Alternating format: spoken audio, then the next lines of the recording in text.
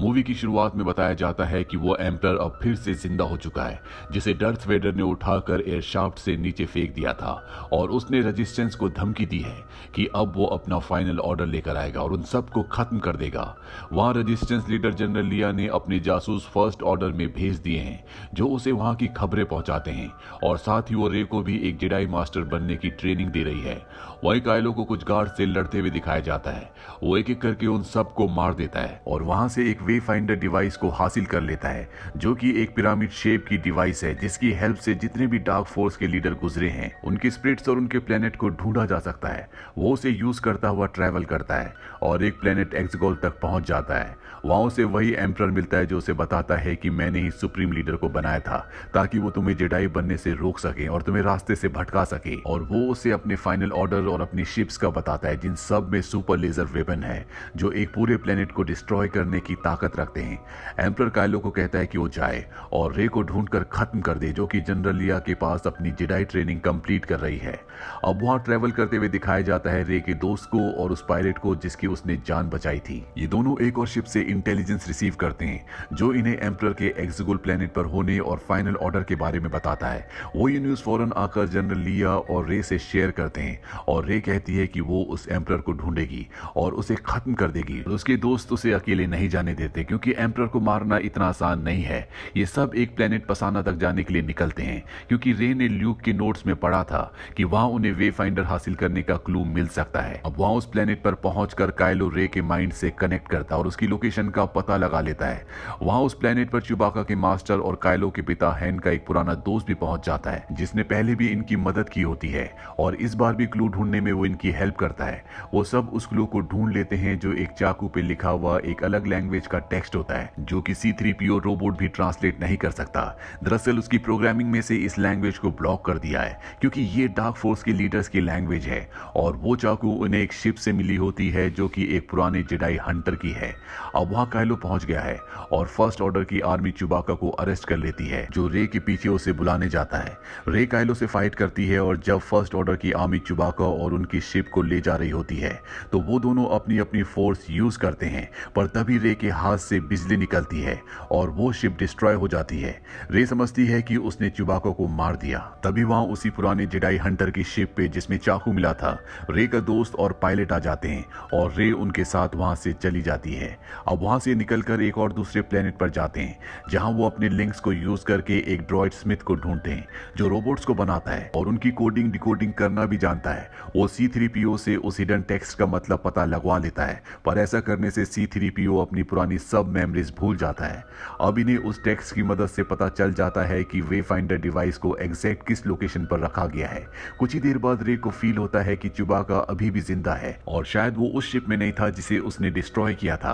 वो उसे रेस्क्यू करने तबाह किए गए स्टार डिस्ट्रॉयर पर जाते हैं। वहां जब रे उस चाकू को अपने हाथ में पकड़ती है तो उसे उस चाकू के मालिक उस जेडाई हंटर की शक्ल नजर आती है और उस विजन में वो देखती है कि उसी ने उसके माँ बाप का मर्डर किया था। तभी वहां काइलो भी टेलीपैथी से रे को इन्फॉर्म करता है कि दरअसल रे ही एम्परर की ग्रैंड डॉटर है और एम्परर ने ही जेडाई हंटर को ऑर्डर दिया था कि वो रे को और उसके पेरेंट्स को मार दे, पर उसके पेरेंट्स ने उसे बचाने के लिए एक जाकू नाम के प्लेनेट पर जाकर भेज दिया। पर उस जेडाई हंटर ने जो एम्परर ने उसके और उसके पेरेंट्स के पीछे भेजा था उसने उसके पेरेंट्स को मार दिया। वहां रे के दोस्तों को फर्स्ट ऑर्डर की आर्मी अरेस्ट कर चुकी होती है और उन्हें जान से मारने का ऑर्डर दे दिया जाता है, पर वही जासूस उनको बचा लेता है जिसने जनरल लिया तक एम्परर की न्यूज पहुंचाई थी। वो जासूस उन सबको वहां से भागने में मदद करता है, पर इन सब के निकल जाने के बाद एक जनरल उसे जासूसी के जुर्म में मार देता है। अब रे और उसके साथी वे फाइंडर को हासिल करने के लिए एंडोर सिस्टम के एक मून पे जाते हैं और वहां रे को उस दूसरे तबाह किए गए डेथ स्टार पर वे फाइंडर मिल जाता है, पर तभी काइलो वहां रे के पीछे पहुंच जाता है और वो वे फाइंडर को तोड़ देता है और उन दोनों में फाइट शुरू हो जाती है। वहां जनरल लिया को अपनी आखिरी सांस लेते हुए दिखाया जाता है और वो फोर्स को यूज करके अपने बेटे काइलो को आवाज देती है जो उसे फाइटिंग से डिस्ट्रैक्ट कर देती है और रे अपने लाइट सेबर को उसकी पीठ के आर पार कर देती है। पर अब ये दोनों लिया की डेथ को फील कर लेते हैं और गम में वहीं पर बैठ जाते हैं। रे को बहुत गिल्ट फील होता है, इसीलिए वो अपनी हीलिंग पावर से काइलो को ठीक कर देती है और उसकी शिप लेकर उसी प्लेनेट पर चली जाती है जहां ल्यूक सबसे छुपकर चला गया था और वो भी यही डिसाइड करती है कि अब वो कभी भी इस प्लेनेट से नहीं निकलेगी और इसी प्लेनेट पर सबसे छुप कर रहेगी। वो काइलो के शिप को भी जला देती है जिसपे वो ट्रेवल करके यहाँ तक आई थी। लेकिन तभी वहां पर उसके पास ल्यूक की आत्मा आती है और उसे मोटिवेट करती है कि उसी से जेडाई की जनरेशन आगे बढ़ेगी और उसे खुद से डरना नहीं है, क्योंकि एम्परर चाहे उसके ग्रैंडफादर ही क्यों ना हो, वो उनकी ब्लड लाइन से क्यों ना हो, पर वो खुद अच्छे और बुरे में फर्क कर सकती है।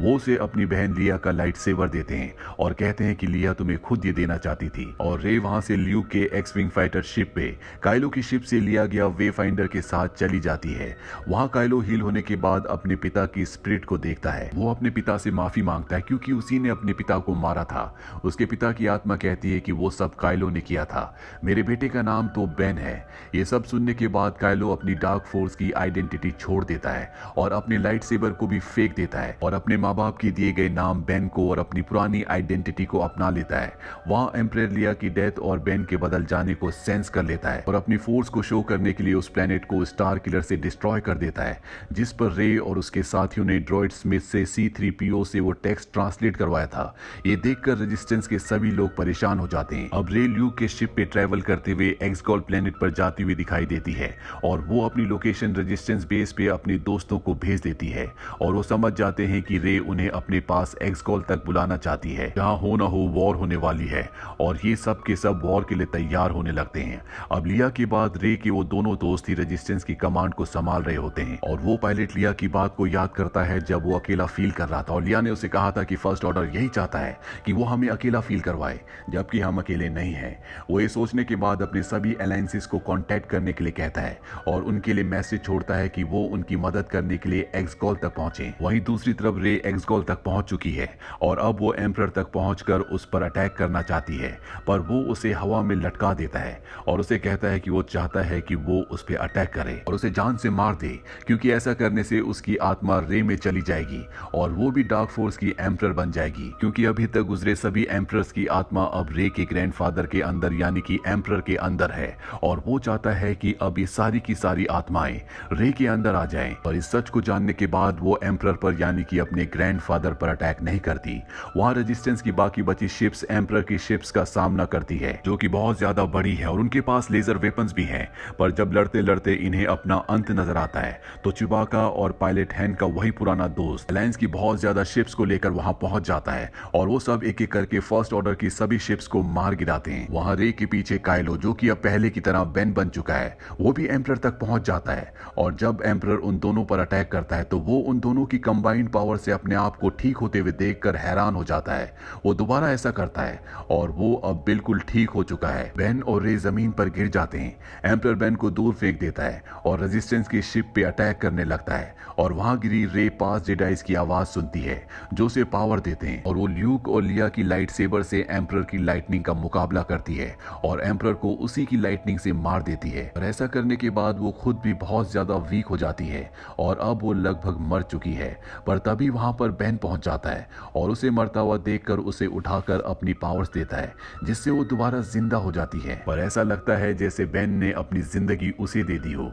क्योंकि ऐसा करने के बाद बेन की मृत्यु हो जाती है। अब रेजिस्टेंस बाकी बची फर्स्ट ऑर्डर की आर्मी को हरा देती है और पूरी गैलेक्सी में लोग फर्स्ट ऑर्डर के खिलाफ खड़े हो जाते हैं और उन सबको अपनी जीत का जश्न मनाते हुए देखते हैं। कहानी के अंत में रे को ल्यूक के होम प्लेनेट पर दिखाया जाता है, जहां वो ल्यूक और लिया के लाइट सेवर को एक कपड़े में लपेटकर मिट्टी में दफन कर देती है। तभी वहां से एक औरत गुजरती है और वो रे से उसका नाम पूछती है और पास ही ल्यूक और लिया की आत्माओं को देखकर वो उस औरत को अपना नाम रे स्काईवॉकर बताती है, जो कि असल में ल्यूक और लिया का सरनेम है, यानी कि अब उसने अपना नाम रे स्काईवॉकर रख दिया। इस फिल्म के बाकी सभी पार्ट्स के लिंक हमने नीचे डिस्क्रिप्शन में दिए हैं,